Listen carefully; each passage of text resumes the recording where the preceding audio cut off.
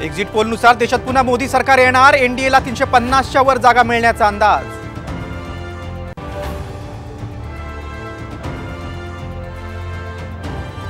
महाराष्ट्रात मवियाला 24 तर महायुतीला 23 जागा मिळण्याचा एक्झिट पोलचा अंदाज, तर इतरांना 1 जागा मिळण्याची शक्यता.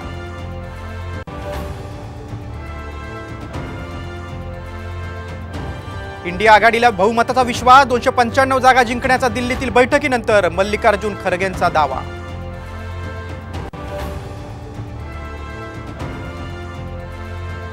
जयंत पाटील काँग्रेसमध्ये जाणार, अजित पवार गटाच्या सूरज चव्हाण यांचा दावा, तर पाटलांबाबतचा निर्णय काँग्रेस हायकमांड घेईल, नाना पटोलेंची प्रतिक्रिया.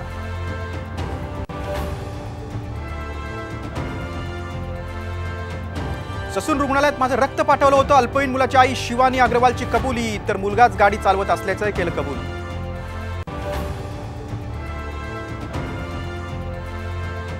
पुणे ड्रंक अँड ड्राईव्ह प्रकरणातील दोषींना टायरमध्ये घ्या, अजित पवारांचे पोलिसांना निर्देश.